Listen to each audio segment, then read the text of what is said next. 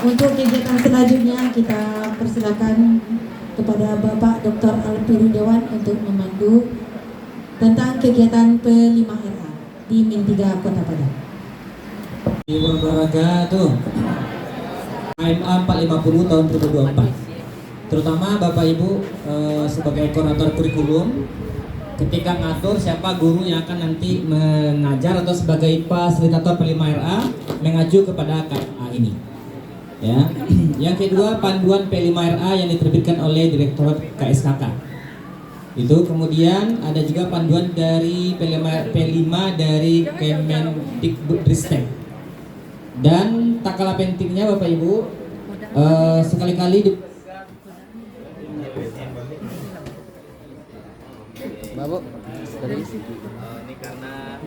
itu berdasarkan KMA 450 tadi. Namun jika tidak tertutup kemungkinan guru PAI bahasa Arab dan guru lain untuk menjadi fasilitator sejalan selagi itu madrasah membutuhkan dan jam dari guru tersebut terpenuhi gitu ya. Nah, karena untuk fasilitator P5RA itu dalam simpatika atau dalam emisan ini itu diakui 1 JP ya, 1 JP diakui. Untuk tambahan guru serdik atau sertifikasi. Nah, ini Pak Ibu untuk kelas 1 sampai kelas 6. Jadi kita sebagai koordinator kurikulum, Bapak Ibu bisa mengaturnya nanti setiap mapel itu sudah ada struktur kurikulumnya ya. Contoh Pancasila 18 JP. Jadi 1 tahun itu ada 36 JP. Jadi kita bagi 2, 1 semester ada 18 JP per mapel. Lanjut. Tunggu. Untuk pelaksanaannya pada tahun pertama, kedua kami menggunakan pelaksanaan sistem mingguan namanya. Jadi setiap hari Sabtu setelah jam terakhir itu kami setelah jam ke Sabtu itu ada 4 JP kami tetap muka biasa untuk jam reguler. Setelah itu kami melaksanakan P5RA pada jam 5 ke 6. Itu setiap minggu hari Sabtu. Itu pada tahun 2022 23 24 ya, 2 tahun belakangan. Nah, pada tahun ini kami melaksanakan P5RA itu berdasarkan blok namanya. Blok itu adalah melaksanakan P5RA dalam 1 bulan di antara rentang 1 semester. Contohnya pada semester ini kita akan mulai dari Januari sampai dengan Juni. Nah, nanti pada bulan April itu selama beberapa minggu dibutuhkan sesuai dengan tema P5RA-nya melaksanakan P5RA full pada 1 bulan tersebut. Jadi pada jam-jam ini, mapel ini Bapak Ibu, contoh kelas 1 Pancasila, BI, Seni Budaya, PJOK itu tidak mengajarkan materi. Tes. Langsung aja Pak. Terima kasih atas waktunya. Saya guru FD Akhlak Bu Yesi, tapi tertarik juga dengan kurang paham juga sih dengan P5RA. Tapi yang ingin saya tanyakan adalah modul yang dirancang oleh kurikulum, apakah diminta per tingkat atau koordinatori seluruhnya per pasenya gitu, atau hanya sekedar kita modul kelas 1, kelas 2, kelas 3, kelas 4, kelas 5, kelas 6 selesai modul, atau memang difasilitasi karena blok waktunya misalnya 1 bulan. Nah, ini hari ini modulnya ini gitu kan. Nah, gimana sebenarnya kami berdasarkan bentuk modul karena itu adalah alur kita melaksanakan gitu. Kalau dapat sih ditampilkan, kalau ada sih ditampilkan gimana sih modul sekilas aja juga nggak apa-apa gitu kan. Nah, terima kasih, mungkin itu. Baik, untuk modul itu kami samakan untuk 1 tingkat. Contohnya di kelas 4 ya, kita kelas 4 ada 4 rombel, 4A sampai 4D. Jadi 4A sampai 4D itu aktivitas 1 sampai aktivitas 10 umpama ya. Itu disepakati. Hari pertama kegiatannya ini. Itu keempatnya itu sama kegiatannya. Ya, biasanya sama, tidak boleh beda supaya anak-anak itu mengalami kegiatan yang sama ya. Kemudian guru-guru juga mudah melaksanakannya. Aktivitas 2 juga demikian sampai dengan aktivitas 10. Nah, jadi biasanya gini ya Pak Ibu, kami karena tahun pertama itu melihat ke PMM, Di-download PMM, kemudian dicek aktivitas yang ada di PMM, disesuaikan. Nah, itu aktivitasnya biasanya ada 10 sampai 15. Jadi guru-guru kita memodifikasi hal tersebut disesuaikan dengan kondisi kita. Kalau di PMM tidak ada proyek yang akan kita laksanakan, maka kita buat, kami bantu sebagai kurikulum untuk membuat aktivitas 1 sampai 10 ngapain aja guru itu. Hari Minggu pertama atau hari pertama ngapain gitu ya. Kalau temanya umpama makan bajamba, tentu mengenalkan dulu apa itu makan bajamba ya, teorinya. Kemudian apa saja yang dilakukan di sana sampai beberapa tahap ya. Nah, untuk model project nanti mungkin bisa bagian kurikulum untuk, karena laptop kami tidak di sini, nanti bisa di ruang waka bisa meminta salah satu untuk dipindahkan ke flashdisk bisa ya. Nah, gitu Bu untuk modul ya. Nah, itu Bu untuk modul ya. Jadi kami satu tingkat bisa sama. Jadi satu tingkat satu modul untuk semua gitu ya. Jadi kalau ada 6 tingkat berarti ada 6 modul juga. Karena masing-masing tingkat itu biasanya temanya mungkin sama. Umpama 1-2 temanya tentang makanan minuman sehat. Maksud kami adalah tentang bangunlah jiwa dan ragaku temanya. Nah, judul projectnya mungkin beda. Contoh di kelas 1 makanan sehat, di kelas 2 minuman sehat, tentu beda gitu ya. Nah, Pak kalau disamakan boleh, tidak apa-apa. Sesuai dengan kemampuan guru kita.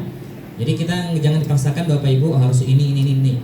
Jangan. Karena kalau nggak sanggup nanti ujung-ujungnya kita kesulitan juga. Kalau kelas 3 umpama tentang Bhinneka Tunggal Ika, itu kan tentang pentas budaya Indonesia. Itu kan banyak itu, ada pakaian adatnya, ada alat musiknya. Silakan nanti dipilih. Contoh pengenalan pakaian adat 34 provinsi. Itu 3A sampai 3E itu sama Bapak Ibu, ya, satu modul. Kelas 4, 5, 6 sama demikian, ya. Jadi memang kita ada bagian kurikulum memandu guru-guru kita dari kelas 1 sampai 6, modulnya sama, kemudian pelaksanaannya juga sampai nanti ke asesmen ya. Ke asesmen ketika mereka menilai dari hasil atau pelaksanaan proyek sampai nanti mereka input ke RDM. Waalaikumsalam warahmatullahi wabarakatuh. Mungkin di sini saya ingin menanyakan, entah kurang wawasan atau kurang membaca atau entah apalah saya namanya ya. Kalau proyek itu mungkin kalau menurut pemahaman saya, kalau proyek itu anak kita menghasilkan sesuatu, atau bisa enggak proyek itu ketika kita bawa dia untuk pembelajaran ke luar kelas, mana sih yang lebih bagus kegiatannya? Pembelajaran keluar mungkin melihat lingkungan alam, berenang, ke kebun binatang dan lain-lainnya, atau kita mengekspresikan diri anak kita sesuai bakatnya, misalkan itu puisi, nyanyi, menari dan lainnya. Manakah yang lebih tepat kita lakukan untuk proyek P5 kita Pak? Sekian, terima kasih. Assalamualaikum warahmatullahi wabarakatuh. Waalaikumsalam. Tahun kemarin tahun 2023. Tahun 2023 untuk kelas 1 dan 2 kita tema rekayasa gaya hidup berkelanjutan, gaya hidup berkelanjutan dengan judulnya transportasi. Ya, transportasi ya. Jadi temanya gaya hidup berkelanjutan, karena kan kita sudah tentukan temanya masalah 7 8 ya 6. Untuk SD itu. Maka setelah kita tentukan tema, judulnya apa? Kami tentukan judulnya transportasi untuk kelas 1 2. Untuk tahap pertama kami kenalkan dulu transportasi itu apa, kemudian fungsinya bagi manusia apa, transportasi masa dulu apa gitu. Kita berangkat dari teori dulu ya, mengenalkan kepada anak-anak. Setelah itu teori baru kita namanya implementasi. Implementasi kita bawa anak-anak mengenalkan kami naik kereta api dari Padang ke Pariaman. Itu contohnya. Kemudian naik bus Trans Padang ya, mengenalkan. Kemudian juga mengenalkan transportasi masa dulu yang masih ada sekarang. Contohnya ada bendi gitu ya. Nah, itu aksi nyatanya. Setelah itu dilakukan, mereka di kelas bersama fasilitator itu menggambar transportasi yang sudah mereka naiki kemarin, kereta api, bus gitu, dan juga kayak BIM gitu ya, bandara. Nah itu mereka gambar atau mereka warnai. Untuk kelas 1 mungkin belum bisa menggambar, itu mereka warnai. Dan terakhirnya apa harapan siswa ini untuk masa depan terhadap transportasi ini. Itu. Jadi kalau ibu ingin seperti tadi boleh. Kalau kita ingin keluar gitu ya, untuk membuka wawasan anak-anak kita tentang lingkungan sekitarnya boleh, asalkan tahapannya itu ada gitu. Kalau Bapak Ibu mau mengenalkan lingkungan alam dan buatan gitu ya, contohnya, tapi tentu kita merujuk pada tema tadi ya, tema yang 7 tadi ya, merujuk ke sana. Contohnya mengenai gaya hidup berkelanjutan. Jadi ujung-ujungnya ngapain gitu harapannya, tapi melalui proses yang tadi ya, melalui proses ada aktivitas 1 sampai dengan 10 atau berapa, boleh Bu ya. Dan satu lagi ini catatan juga dari Direktorat KSKK ketika kami sosialisasi tentang P5RA ini, tidak mesti P5RA itu menghasilkan produk, tidak mesti, artinya tidak wajib. Jadi kalau kami melaksanakan P5RA tidak ada produk, kami tidak berdosa dan tidak masuk neraka gitu. Artinya tidak wajib. Nah, artinya Pak Ibu, yang penting selama di sana ada pembiasaan, ada penanaman karakter gitu. Karena P5RA itu penekanannya adalah penanaman karakter. Kalaupun ada produk bagus sekali. Nah, contoh mengenai wirausaha. Wirausaha itu kan mereka diajarkan cara berwirausaha yang baik, cara membuat makanan minuman, kemudian cara menjualnya. Itu kan kegiatan makan bajamba, otomatis ada tim guru. Apakah yang menilai nanti untuk masuk penilaiannya hanya guru kelas saja atau tim? Atau misalnya ketika makan bajamba tuh dia melaksanakan di kelasnya saja, apakah bisa tidak dikasih nilai oleh walasnya saja atau harus ada tim gurunya gitu Pak? Dan kegiatan-kegiatan lainnya, misalnya seperti kemarin kami melakukan kegiatan renang itu menjaga lingkungan dan mengenal lingkungan, ada beberapa tim guru kan gitu. Apakah nanti kita akan minta nilai ke tim guru yang pergi atau hanya walas saja? Nah itu. Untuk penilaian P5RA ini, itu penilaiannya formatif dan sumatif selama proses dan di akhir proses gitu ya. Selama proses tentu yang mengetahui adalah fasilitator, artinya guru kelas dan guru PJOK gitu ya. Guru PJOK masuk sebagai fasilitator P5RA. Jadi kedua guru inilah yang akan berhak untuk menilai. Dan jikalau kita kekurangan tenaga dalam menilai, contoh makan bajamba tadi ya, kita kan ada puncaknya makan bersama itu ya, ada puncak, tentu ada yang merasakan mencicipi makanannya, ada penataan makanan, kemudian ada juga 1-2 orang siswa mengucap petatah petiti adat ya sebelum makan. Itu kan ada itu yang datang, yang tamu dan itu semacam itu kan diajarkan itu juga dinilai. Maka perlu juga melibatkan guru yang lain, itu boleh Ibu ya, boleh ya, boleh melibatkan contoh guru BAM, tolong nilai Pak Nur, ini anak sang ini bisa. Jadi disatukan ketiga nilainya itu. Penilaiannya boleh dengan skala 100, boleh dengan skala Likert 1 sampai 5. Nah, gitu. Ya Bu ya, gitu. Makasih Pak. Iya. Ada lagi Pak Ibu yang lain? Kalau tidak ada Bapak Ibu mengenai kurikulum termasuk PBM, boleh kita ada di kantor guru, ada guru PAI di sana, ada guru kelas 1 sampai 6. Jikalau Bapak Ibu ingin diskusi atau ingin menggali dan segala macamnya, bisa kita berdiskusi di sana. Juga ada wakil siswaan juga di sini mengenai prestasi P-3 dan segala macamnya, bisa kita diskusi. Kalau tidak ada pertanyaan lagi, kita langsung saja ke teknis gitu. Atau memang cukup sampai di sini saja. Nah, itu terserah Bapak Ibu semua. Saya mohon bagaimana cara pengelolaan kantin sekolah di lingkungan ini. Terima kasih. Baik, saya jawab. Kalau ada yang nanti kurang pas, silakan kurator yang lain menambahkan. Kita punya 2 pusat perbelanjaan ini, pusat perbelanjaan Demin 3. Satu ada kantin di pojok di ujung itu Bu, arah tangan saya di sana, kantin madrasah. Satu lagi ada koperasi. Jadi koperasi ini sudah berbadan hukum ya. Dia koperasi konsumsi, ya konsumsi. Nah, untuk simpan pinjam juga ya Bu ya, karena beliau pengawas dari koperasi kita dan Bapak ini sekretarisnya. Untuk di kantin itu ada beberapa pedagang dari luar yang sudah disediakan lapak-lapaknya ya. Ada berapa Bu? Ada sekitar 5-6. Ada beberapa lapak pedagang Bapak Ibu yang punya bagian masing-masing. Jadi mereka itu nyewa setiap bulan menyetorkan ke madrasah. Mereka berjualan jenis makanan yang lain, ada minuman, ada makanan siap saji, ada makanan olahan juga sesuai dengan selera anak-anak lah gitu. Kemudian mereka menyetorkan sewanya kepada madrasah setiap bulan. Itu untuk kantin. Kemudian untuk koperasi sama dengan koperasi yang lain.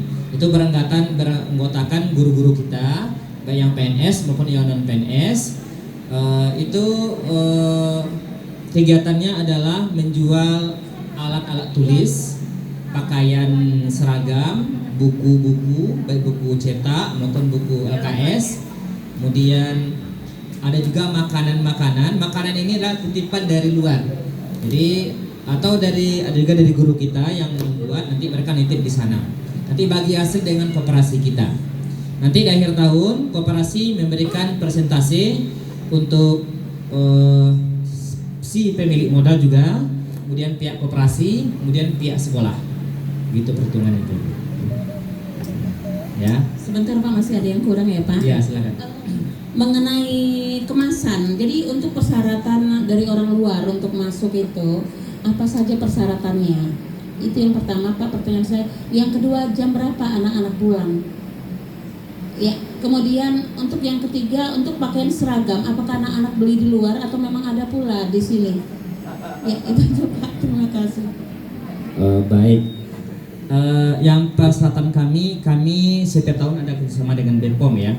Karena BPOM setiap tahun menginspeksi kantin kami, mana yang layak, mana yang tidak layak makanannya. Jadi kalau tidak layak, maka akan kami tindak lanjuti kepada pedagang supaya itu tidak dijual lagi, ya. Termasuk makanan olahan dia sendiri atau makanan yang bungkusannya, ya.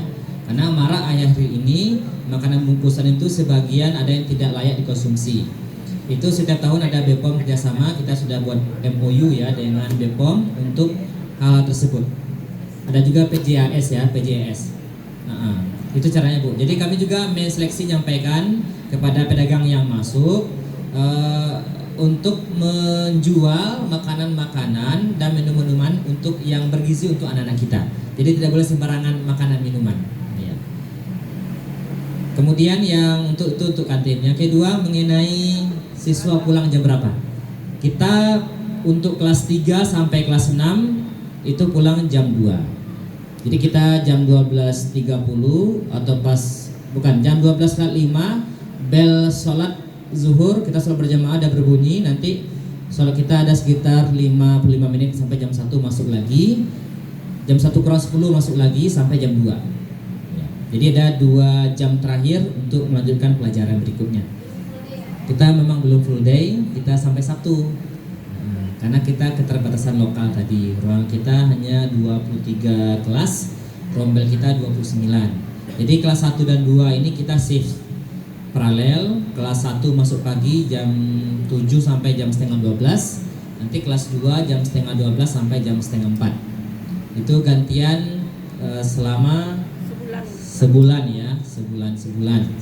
Kadang tergantung kesepakatan, kadang seminggu gitu. Karena kalau guru kelas 2 agak siang, agak paginya, ini pagi gitu, pagi. Tergantung kesepakatan kita. Itu enggak tetap. Lanjut yang berikutnya. Seragam ya, untuk seragam. Untuk seragam Sediakan di koperasi. iya. Tapi Jadi tidak pada tahun ajaran baru setelah diumumkan siswa yang lulus mereka daftar ulang. Itu mereka tanya, biasanya mereka langsung tanya, "Pak, untuk seragam gimana?" Kita ada menyediakan di koperasi. Silakan ke koperasi. Kalau beli di luar gimana, Pak? Ya silakan Ibu cari, ya enggak apa-apa juga. Nah, Ado bisa jual di luar Ado, tapi untuk yang merek tertentu mungkin tidak ada. Contohnya batik ya, itu memang khusus min 3. Kemudian olahraga gitu ya. Tapi kalau baju putih itu banyak di luar. Dasi mungkin susah mencari ya, yang logo itu ya. Topi juga. Tapi kalau pakaian putih, merah putih, pakaian apa lagi pramuka itu bisa. Mereka cari di luar. Kalau pakaian muslim di sini kita di sini ada. Gitu Bu. Untuk tahun ajaran baru ya, setelah daftar ulang gitu. Jadi mereka diarahkan untuk ke koperasi. Di antara umpama diterima 150, mungkin sekitar 120 itu ada yang beli di koperasi, sisanya di luar. Saya guru kelas di kelas 4, Pak.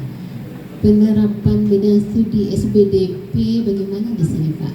Karena kadang kami masih ragu juga apakah sesuai dengan bakat dan minat anak atau ada modulnya yang disusun seragam. Itu, Pak. Terima kasih. Ya, baik. Untuk seni budaya itu berdasarkan KMA 450 itu Pak Ibu, seni budaya 4 JP ya, 1 minggu. 4 JP. 4 JP ini kami sediakan 2 seni budaya, yaitu seni rupa dan seni musik. Dalam KMA itu kan boleh pilih gitu ya, seni rupa, seni musik, seni teater, seni tari gitu. Jadi kami pilih 2 ya, semester 1 dan 2 itu pilih 2. Jadi itu dipisah biasanya, tidak langsung 4 JP. Jadi kami sebagai tim kurikulum mengatur jadwal. Umpama hari ini 2 JP seni musik, mungkin hari lain 2 JP seni rupa gitu.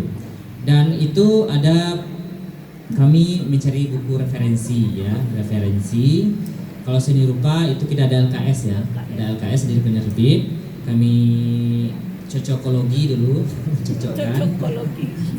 cocok nak dengan kurikulum, kemudian ini cocok nak dengan siswa MI ini. Kadang-kadang seni itu kadang terlalu tinggi, nggak bisa kita ajarkan. Ya kita lihat dulu.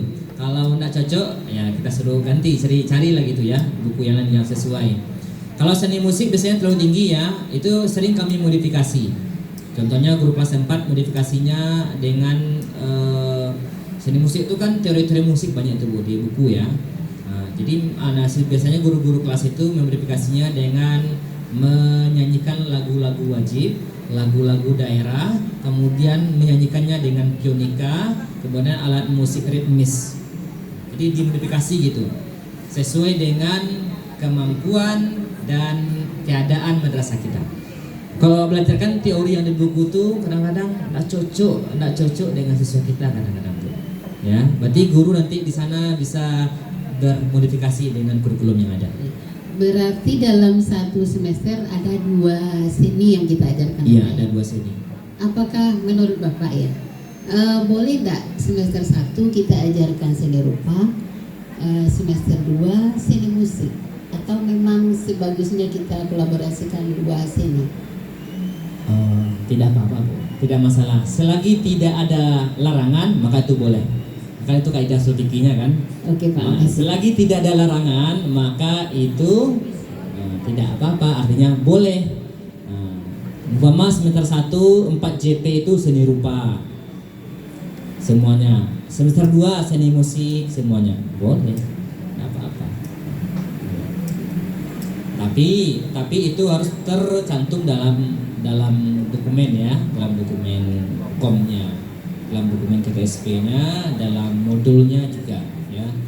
Ada kita menggunakan itu. Pak, sedikit Pak. Ya. Saya tertarik dengan suara-suara anak yang nyanyi apa tadi tuh Pak, dalam Al-Quran. Nama-nama Bagus-bagus. Kira-kira apakah suara anak itu tergabung dalam eskul atau memang ada pilih-pilih kan, karena kalau Wak Guru kami cekok-cekok senak Pak, tapi itu suaranya semua bagus-bagus. Saya asli tuh terpesona saya mendengar suaranya. Kasihlah plus dulu. Silakan Dr. Soan. Bu Sri lah. Baiklah ibu-ibu semua, tadi terima kasih ya atas apa namanya itu pujiannya tadi itu. Seperti yang sudah kami sampaikan tadi, kalau lagu nama-nama suratnya merupakan ciri khas dari Min 3 Kota Padang. Jadi sebenarnya kalau berkaitan dengan suara memang ada anak-anak kita yang suaranya bagus.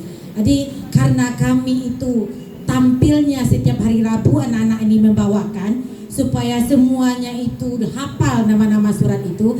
Jadi dari sana kan mereka ada kelompok-kelompok yang memimpin itu. Jadi kelompok-kelompok yang memimpin itu sudah terlihat di sana. Dari kelas ini yang memimpin, nah itu yang ditunjuk dari wali kelasnya. Dari kelas ini juga ini yang ditunjuk oleh walasnya. Jadi itu peran walas yang menunjuk anak-anak yang bagus-bagus suaranya tadi, itu yang memimpin di depan setiap hari Rabu. Jadi mereka yang secara bergantian per kelas untuk maju ke depan. Jadi dengan itu alhamdulillah anak-anak kita semuanya udah hampir hafal nama-nama surat tersebut. Nah itu mungkin Bu penjelasannya. Tambahan lagi Bu, kegiatan anak-anak seperti tadi itu memang mulai dari nol gitu ya. Artinya kita mulai dengan pembiasaan. Jadi Senin sampai Sabtu itu kami pagi punya pembiasaan tersendiri gitu. Hari Senin tentu upacara, Selasa kami dengan Asmaul Husna ya pagi itu. Asmaul Husna beberapa kelas, sebagian kelas nanti ada sholat duha di musala. Nanti ada pengaturannya. Kalau kelas 6 itu kami fokus syarat untuk lulus itu hafal juz 30. Jadi mereka tahfiz itu hari Selasa, Rabu, Kamis. Ada guru pemandunya 2 orang tiap kelas. Kemudian hari Rabu baru tadi nama-nama surat. Nama-nama surat pagi itu. Jadi dipergilirkan. Umpama kelas 5A sekarang, besok 5B. Kemudian hari Kamis kita mengulang bacaan sholat sama dengan murajaah hafalan. Nah, gitu. Kemudian ada juga pada minggu ketiga kita tadarus di kelas. Jadi itu nggak rutin juga tadarus.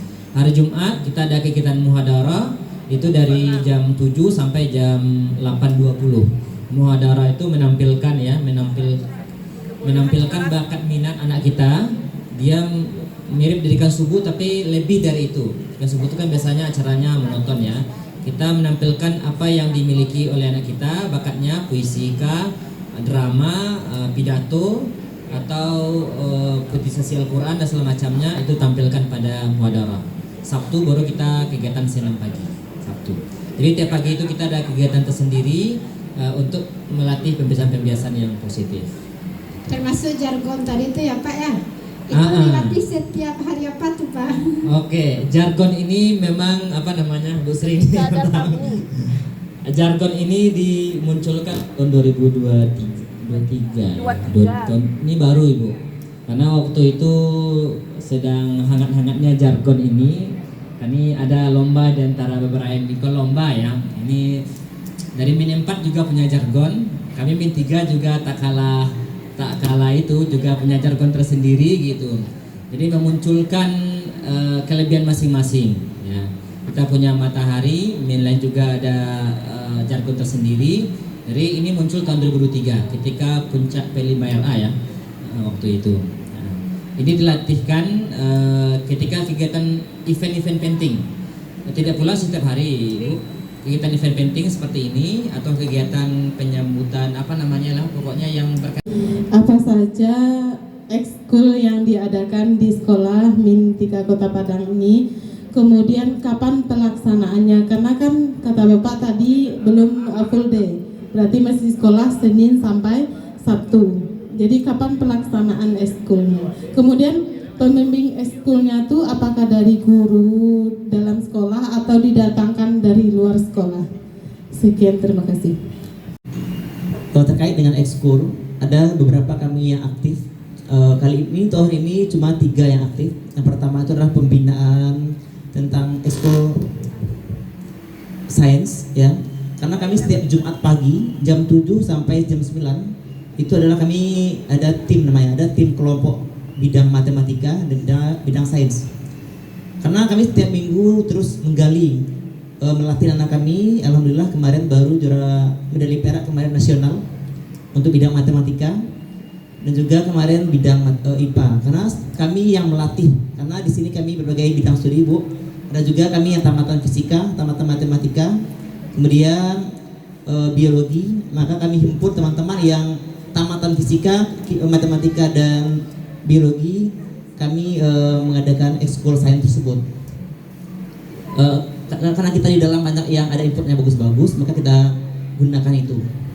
Tapi kita cari di luar karena dia beda cara mengajar SD dengan perguruan tinggi. Maka kami gunakanlah tenaga-tenaga itu untuk melatih anak kita. Kemudian untuk drum band, kita mencari guru yang berlisensi pelatih drum band. Karena setiap Sabtu biasanya jam 11 untuk latihan drum band, jam 11 sampai jam 2 itu ada.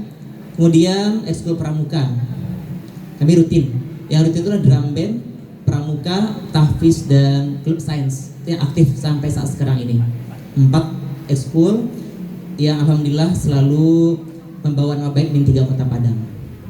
Itu, Bu. Kemudian tambah lagi ada ekskul yang terbaru, Bu. Reporter cilik Min 3 Kota Padang di bawah binaan Ibu Witra Elisra MPD. Ya.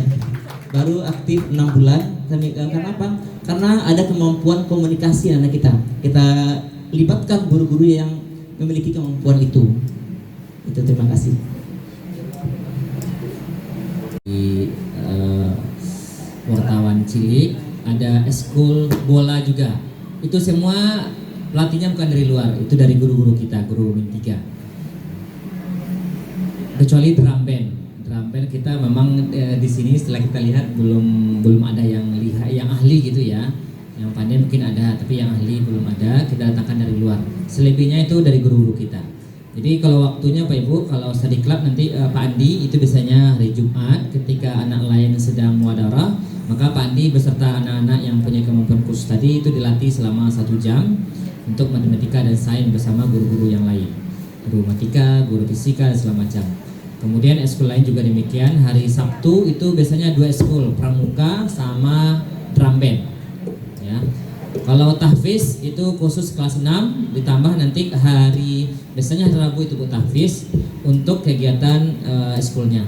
Namun pada semester ini, tahun ini terkendala berkaitan efisiensi anggaran. Karena ekskul itu kan sumbernya dari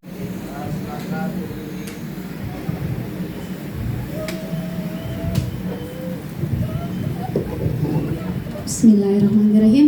Terima kasih Pak.